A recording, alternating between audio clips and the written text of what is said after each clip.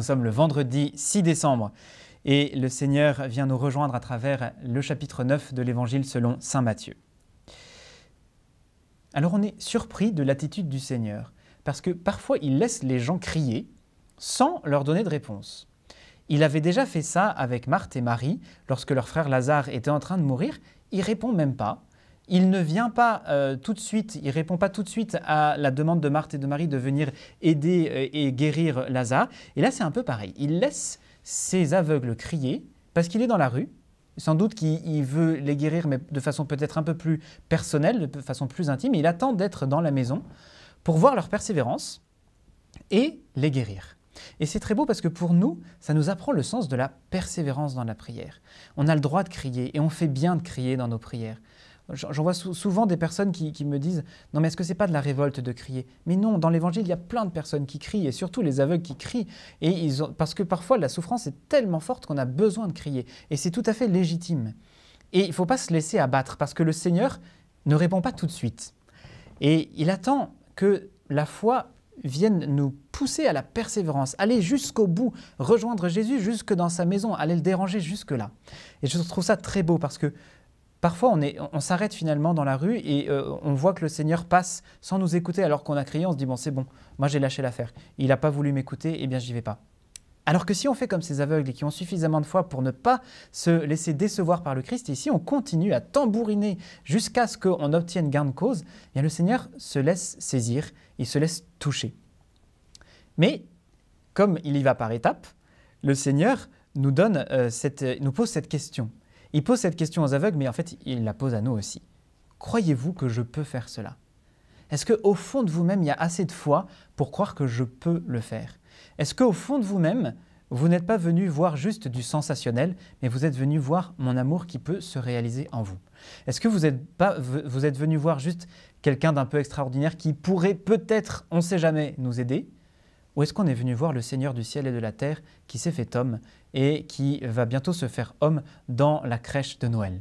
Ça, c'est le vrai cheminement, la vraie question que le Seigneur nous pose. Croyez-vous que je peux faire cela?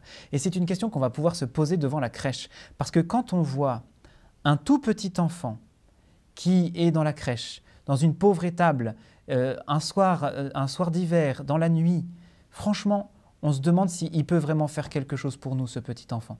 Et c'est la question qu'il va nous poser. Crois-tu que je peux faire cela pour toi? Moi, petit enfant de la crèche, moi qui suis démuni, qui suis pauvre, qui montre tous les signes de la faiblesse humaine, est-ce que tu crois que je peux faire cela pour toi?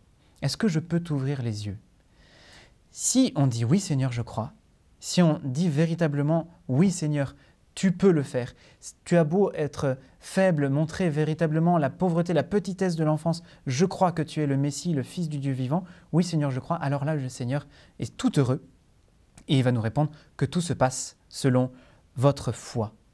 Et on se rend compte que, évidemment, ce sont les yeux du corps qui s'ouvrent, mais ce sont aussi les yeux du cœur qui vont s'ouvrir.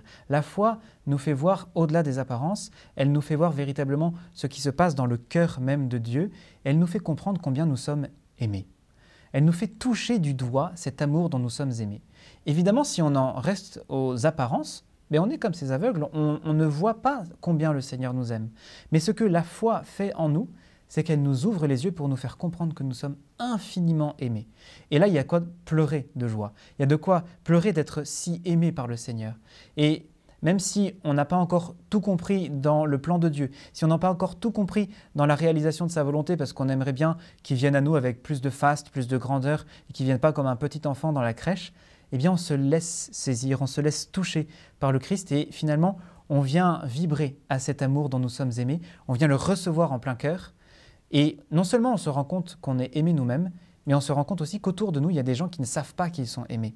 Et ce qui va véritablement générer en nous ce désir-là, ce désir non seulement de recevoir l'amour de Dieu, mais aussi de transmettre l'amour. Saint François d'Assise pleurait en disant « mais l'amour n'est pas aimé ».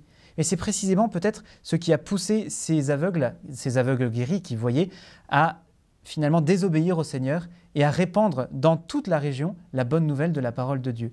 Parce que c'était un trésor trop grand dans leur cœur, ils avaient perçu quelque chose de l'amour de Dieu, ils s'étaient rendus compte de l'amour dont ils étaient aimés et ils se sont dit non mais c'est trop grand. Et il y a des gens qui ne savent pas encore qu'ils sont aimés, il y a des gens qui ne savent pas encore combien le Seigneur les aime. Ça c'est pas possible, je suis obligé d'aller répandre cette nouvelle dans toute la région.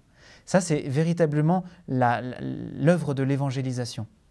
Nous qui allons nous laisser toucher par la tendresse de l'enfant Jésus le soir de Noël, nous qui allons nous laisser aimer par ce Dieu infiniment bon et infiniment aimable, on va comprendre que ce trésor, il est trop grand pour notre cœur. Il est trop grand pour ne pas être partagé.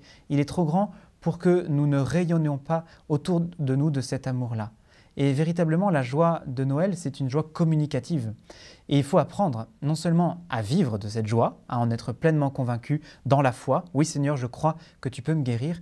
Mais aussi, oui Seigneur, je crois qu'à travers moi, tu peux aller rejoindre ceux qui ne te connaissent pas encore. À travers moi, à travers ma pauvreté, à travers ma petitesse, à travers parfois même mes aveuglements, tout peut concourir à ce que tu viennes rejoindre les autres. Il y a vraiment quelque chose qui pourrait véritablement nous rendre tristes, et c'est peut-être la seule chose qui pourrait nous rendre tristes, c'est qu'on soit un obstacle au Seigneur. Parce que le Seigneur nous avait choisis pour rejoindre les autres, et si par notre mauvais exemple, si par notre comportement, si par notre manque de foi, on bloque l'action du Seigneur, on empêche le Seigneur de venir rejoindre les autres parce qu'on est soi-même un obstacle, là c'est la seule cause véritablement de notre tristesse.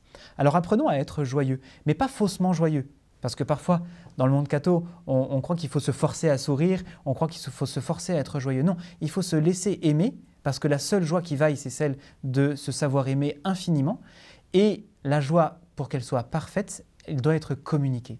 Une fois qu'on est véritablement pétri de cette joie du Christ, on va apprendre à rayonner autour de nous de cette joie, à faire en sorte que quand les gens nous croiseront dans la rue, quand les gens nous croiseront dans nos maisons, quand les gens nous croiseront au travail, ils puissent se dire oh, il y a quelque chose dans cette personne, il y a quelqu'un dans cette personne qui l'aime infiniment. Et si cette personne est aimée infiniment, c'est que peut-être moi aussi, je suis aimé infiniment et j'aimerais bien découvrir. Et c'est comme ça qu'on commence à découvrir l'amour de Dieu. Et c'est peut-être comme ça qu'on commence un parcours vers les sacrements, vers le baptême. Nous avons une belle responsabilité, grande responsabilité, c'est celle de faire passer la joie de Dieu, de faire passer la grâce de Dieu. Alors une fois que le Seigneur aura ouvert nos yeux sur la grandeur de son amour, eh bien ne gardons pas cet amour pour nous, mais apprenons à le rayonner autour de nous.